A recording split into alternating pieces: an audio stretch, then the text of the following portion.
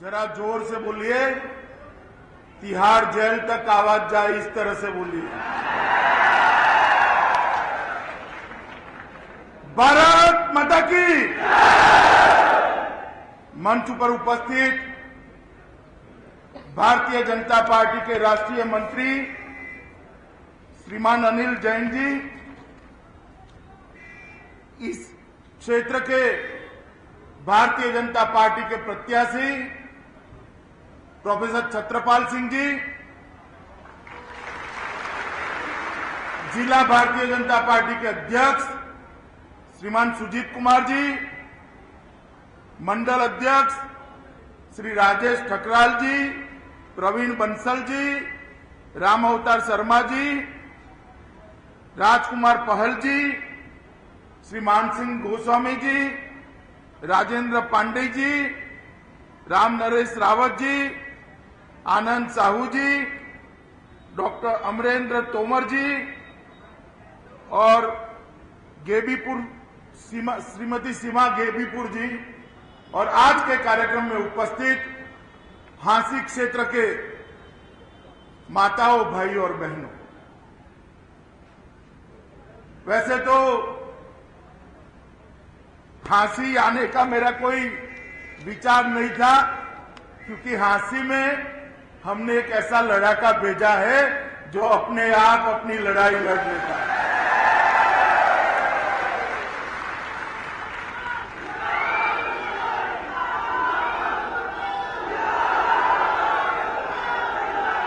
मगर अनिल भाई का बहुत आग्रह था कि प्रोफेसर छत्रपाल इतनी कड़ी लड़ाई लड़ रहे हैं, जरूर जाना चाहिए। मित्रों,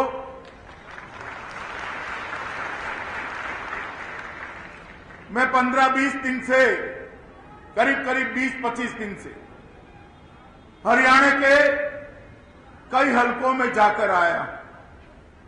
मैंने हरियाणा की जनता का मूड देखा। हरियाणा की जनता का मूड इस बार परिवर्तन कर भारतीय जनता पार्टी की सरकार बनाने। हरियाणा की जनता ने परिवर्तन की शुरुआत लोकसभा के चुनाव से ही कर दी थी। भारतीय जनता पार्टी लोकसभा में 8 मत क्षेत्रों में कमल का फूल लेकर लड़ी थी और 8 में से 7 क्षेत्रों में हरियाणा की जनता ने भारतीय जनता पार्टी को जिताया। और हरियाणा की जनता के आशीर्वाद से ही आज भाई नरेंद्र मोदी पूर्ण बहुमत के साथ दिल्ली के सिंहासन पर बैठे हैं। वो हरियाणा की जनता का आशीर्वाद। मित्रों, हरियाणा एक ऐसा प्रदेश है जो आजादी के इतने साल के बाद भी परिवार और जाति से बाहर नहीं। मैं आप सबके माध्यम से हल्के की जनता को अपील करना चाहता हूं कि इस बार हरियाणा में हरियाणा की जनता जात पात की राजनीति से बाहर आ जाए, विकास की राजनीति अपना ले और भारतीय जनता पार्टी की पूर्ण बहुमत की सरकार बने। बहुत हो चुका, कभी हुड्डा, कभी चौटाला, कभी चौटाला, कभी हुड्डा।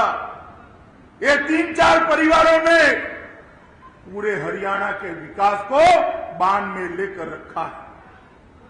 भ्रष्टाचार की इंतहा कर दी। एक भी जिला ऐसा नहीं है जहां पर जमीनों का घोटाला नहीं किया।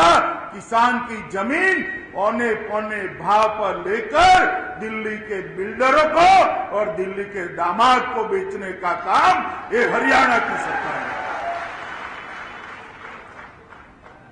और सोनिया जी यहां आकर पूछती है कि हमने क्या किया। भारतीय जनता पार्टी की सरकार ने 4 महीने में क्या किया? सोनिया जी, आपके परिवार ने 60 साल तक इस देश पर शासन किया है। हम पूछना चाहते हैं, आपने क्या किया कि आज तक हरियाणा के गांव में पीने का पानी नहीं पहुंचा? क्या किया 60 साल तक आपने? हमें पूछते हैं 4 महीने में हमने क्या किया? हमें तो 60 महीने का मैंडेट मिला है। 2019 के चुनाव में जब आएंगे, डंके की चोट पर हम हिसाब देंगे, आपकी तरह नहीं करेंगे। मगर आप चाहती है कि 4 महीने का भी हिसाब दिया जाए, तो मैं तो भारतीय जनता पार्टी का कार्यकर्ता हूं। हिसाब देने में भारतीय जनता पार्टी कभी पीछे नहीं है। मैं बताता हूं 4 महीने में क्या हुआ।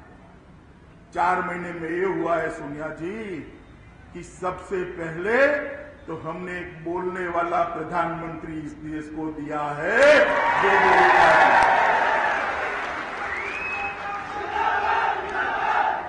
आपके शासन में 10 साल तक प्रधानमंत्री की आवाज सुनने के लिए हम तरस गए थे। प्रधानमंत्री की आवाज ही सुनाई नहीं पड़ती थी।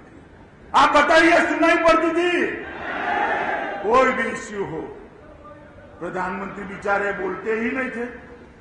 उनकी आवाज या तो उनकी पत्नी ने सुनी होगी, या तो मैडम गांधी ने सुनी होगी, भारत की जनता ने नहीं सुनी। हमने एक ऐसा प्रधानमंत्री दिया है जिसको 15 अगस्त को भाषण देते वक्त अपने सामने बुलेट प्रूफ शीशा नहीं रखना पड़ता है। 56 की छाती है, सीधा लोगों से संवाद करता है।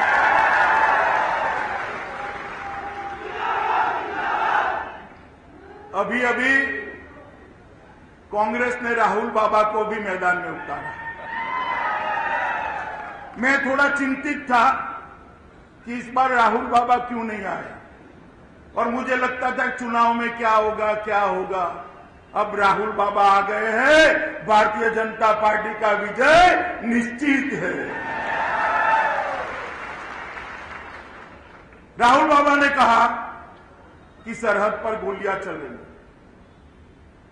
आप कहते थे कि सरहद पर गोलियां चलती हैं, आपकी सरकार आई, क्या फर्क पड़ गया? राहुल बाबा, आपको दिखाई नहीं पड़ेगा, आपकी आंखों पर विदेशी चश्मा चढ़ा हुआ है, आपको दिखाई नहीं पड़ेगा।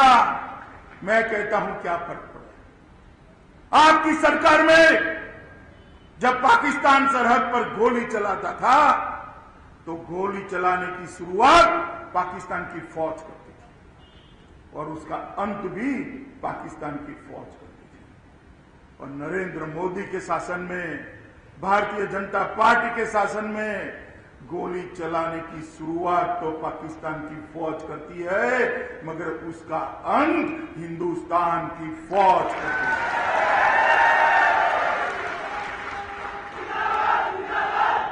वहां से गोली चलती है तो यहां से गोला चलता है। ईंट का जवाब पत्थर से दिया जाता है। ये फर्क पड़ा है, आपको मालूम नहीं पड़ेगा। मित्रों, पहले भी जब उनकी सरकार थी तब पाकिस्तान शांति वार्ता के लिए आया करता था, आज भी आया। मगर जब जब पाकिस्तान शांति वार्ता शुरू होती है, हर वक्त कश्मीर के अलगाववादियों से बात करता है और दुनिया में एक संदेश डालता है कि कश्मीर एक विवादित क्षेत्र है। इस बार भी जब वार्ता शुरू होने का समय आया, पाकिस्तान के उच्चायुक्त ने कश्मीर के अलगाववादियों को बुलाया, बातचीत करने के लिए बुलाया। पहले तो ये होता था कि कश्मीर के अलगाववादी जब आते थे बातचीत करने के लिए, तब पहले सचिवों की मीटिंग होती थी, बाद में सचिवों और मंत्रियों की मीटिंग होती थी, उसके बाद में मंत्री और प्रधानमंत्री की मीटिंग होती थी, और बाद में कुछ नहीं होता था। इस बार भारतीय जनता पार्टी की मोदी जी की सरकार है। आधे घंटे में मोदी जी ने निर्णय कर दिया, कश्मीर भारत का अभिन्न अंग है। अगर कश्मीर के अलगाववादियों से बात करनी है तो भारत से बात नहीं हो सकती। पूरी दुनिया में एक संदेश भेज दिया कि कश्मीर भारत का अभिन्न अंग है। ये फर्क किया है। जब हम शासन छोड़कर गए, जब अटल जी की सरकार गई, तब देश का विकास दर 8.4 पर छोड़ा था, 8.4% पर छोड़ा।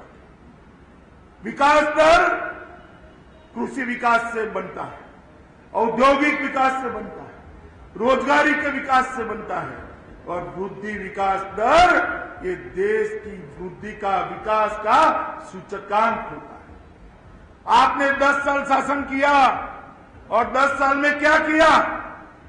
10 साल में आपने विकास दर को 4.2% पर लाकर रख दिया, आधा कर दिया, आधा कर दिया। बेकारों की फौज खड़ी कर दी।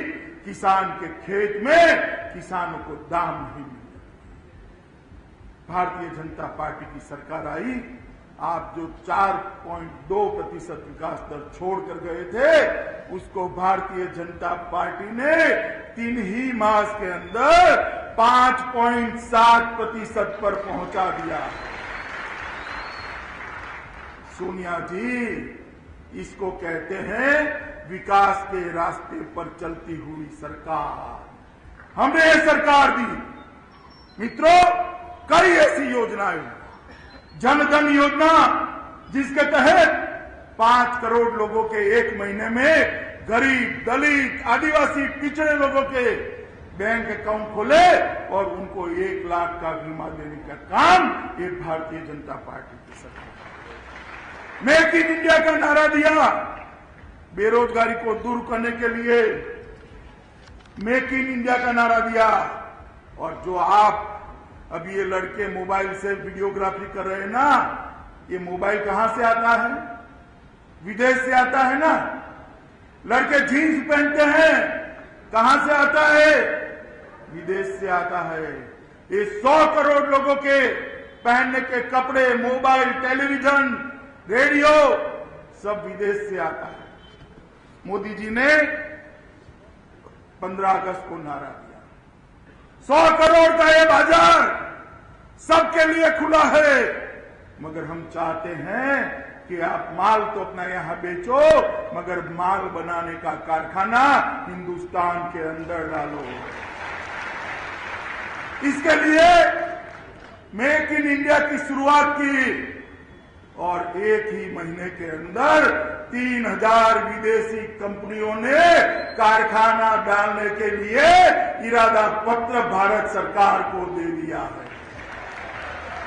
इससे हमारे युवा को रोजगारी मिलेगी। मित्रों, बेटी बचाओ की बात, बेटियों को बचाने की बात लेकर प्रधानमंत्री आए, स्वच्छता की बात लेकर प्रधानमंत्री आए। छोटी छोटी चीजों को, तकलीफों को प्रधानमंत्री समझते हैं। उन्होंने महंगाई पर भी कॉन्सेंट्रेट किया है। 10 साल में आपने पेट्रोल के दामों को गिरते हुए देखा था? बताइए जरा, देखा था? ये 3 महीने में 7 रुपया कम हुआ है या नहीं हुआ है? बताइए। तो भाई पहले क्यों नहीं होता था? क्योंकि पहले कांग्रेस की सरकार थी, इसलिए नहीं होता था। मित्रों, पहले भी देश के प्रधानमंत्री जापान जाते थे या नहीं जाते थे? जाते थे ना। दुनिया में किसी को मालूम पड़ता था? पड़ता था क्या? और अब अपने प्रधानमंत्री जापान जाते हैं, चीन के राष्ट्रपति यहां आते हैं, या अपने प्रधानमंत्री अमेरिका जाते हैं। पूरी दुनिया देखती है ना? देखती है नहीं देखती है? अभी प्रधानमंत्री अमेरिका गए थे और मेडिसन स्क्वायर के अंदर उनका भाषण था। कितने लोगों ने टेलीविजन पर देखा था? जरा हाथ खड़े करिए। सबने देखा था ना? आप मुझे बताइए, देश का प्रधानमंत्री अमेरिका जाकर यूएन असेंबली में और मेडिसन स्क्वायर के अंदर देश की भाषा हिंदी में भाषण करता है और पूरी दुनिया सुनती है। आपको गर्व होता है या नहीं होता है? मित्रों, ये सम्मान जो दुनिया दे रही है, ये नरेंद्र मोदी को नहीं दे रही, मोदी जी को नहीं दे रही है, भारतीय जनता पार्टी को नहीं दे रही है। ये देश की 125 करोड़ की जनता को दुनिया सलाम कर रही है। दुनिया को लगता है कि नरेंद्र भाई मोदी के नेतृत्व के अंदर भारत 21वीं शताब्दी का नेतृत्व करने जा रहा है। क्या करे हुए लोग? 21वीं शताब्दी का नेतृत्व करने जा रहा है। मित्रों, ये फर्क क्या है? और सोनिया जी, मेरे पास तो इतनी लंबी सूची है विकास के कामों की, अगर पढ़ने जाऊं ना तो 7 दिन की भागवत सप्ताह बिठानी पड़े, मगर मेरी सूची खत्म न हो, इतनी लंबी सूची। मगर अब मैं आपको पूछना चाहता हूं, 10 साल से हरियाणा में पंचायत से पार्लियामेंट तक आपकी सरकार थी और 10 साल तक दिल्ली की सरकार भी आपके पास थी। आपने क्या किया? क्या किया? मैं बताता हूं। 2G का घोटाला किया या नहीं किया?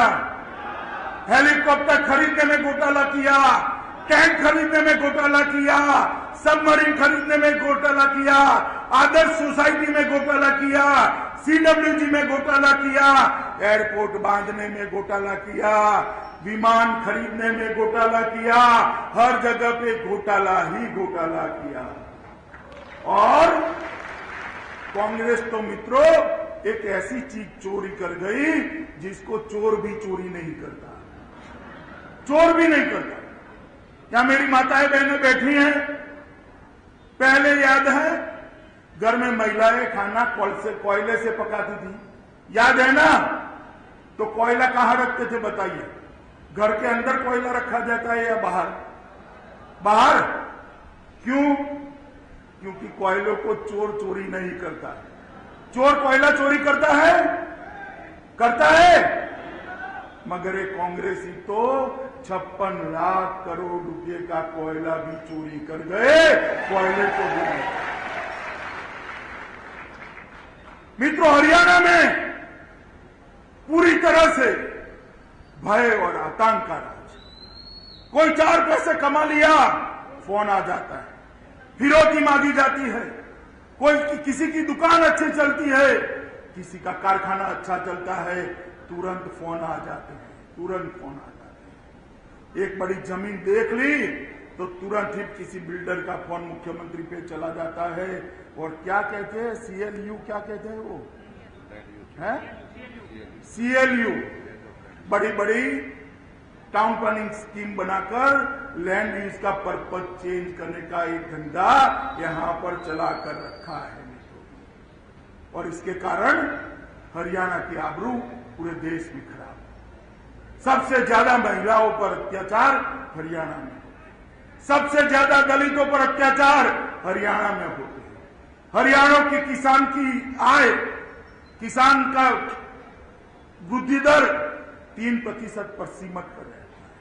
मित्रों, हर तरह से ये धान का कटोरा कहा जाने वाला है हरियाणा आज बर्बादी के कगार पर। इसका कारण क्या है?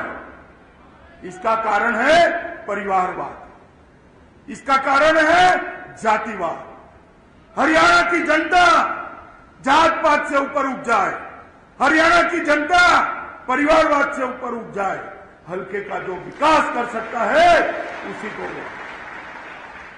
और आपके यहां तो वैसे ही अगर छत्तरपाल को नहीं चुनता ना, आपने चुना ना, तो ट्रैक्टर आ जाएगा, ट्रैक्टर। आप मुझे बताइए, 1 मिनट के लिए मानिए, मैं तो मानता हूं भाई छत्रपाल बड़ी लीड से जीतने वाले,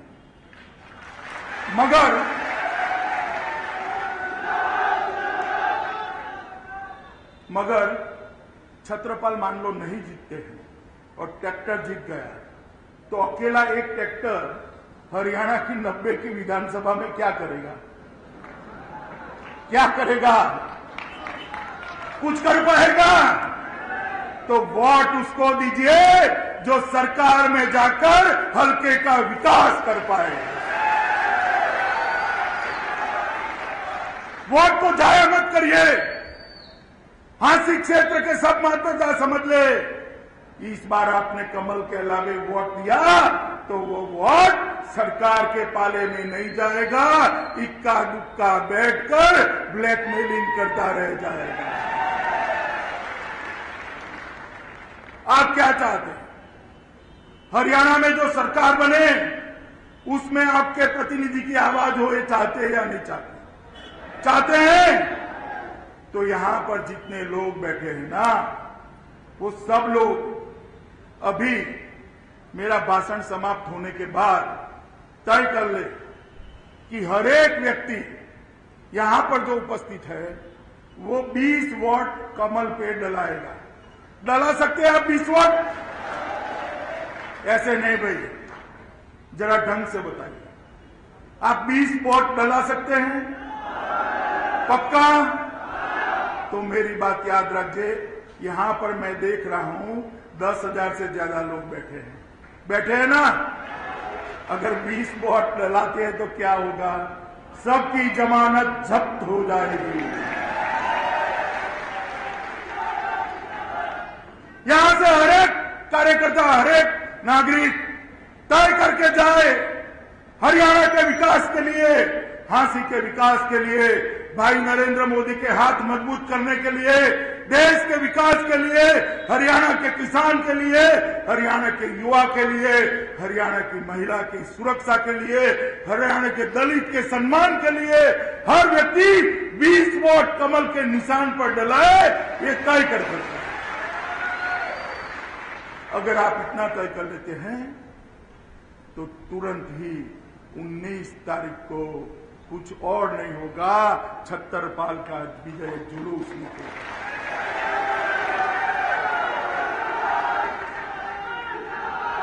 और यहां जो युवा बैठे हैं, जरा हाथ खड़ा करे दो। सबके सब युवा हैं। चलिए भाई, मन से भी युवा होते हैं, मगर मैं युवाओं को कहना चाहता हूं कि भाई छत्रपाल का विजय जुलूस निकले, मुझे आप फोटो जरूर बीबीएम करना करेंगे। फोटो बीबीएम करनी है तो 20-20 वोट डलाने का संकल्प करके जाइए। मित्रों, मुझे अभी 4 जगह और जाना है, कोई लंबी बात नहीं करनी। मेरे साथ जो लोग सहमत है कि भाई छत्रपाल को विजयी करने के लिए कमल के निशान पर बटन दबाएंगे और 20 वोट डलाएंगे, वो मेरे साथ दोनों हाथ खड़े कर मुट्ठी बांधकर भारत माता की जय बोलेंगे। भारत माता की, भारत माता की।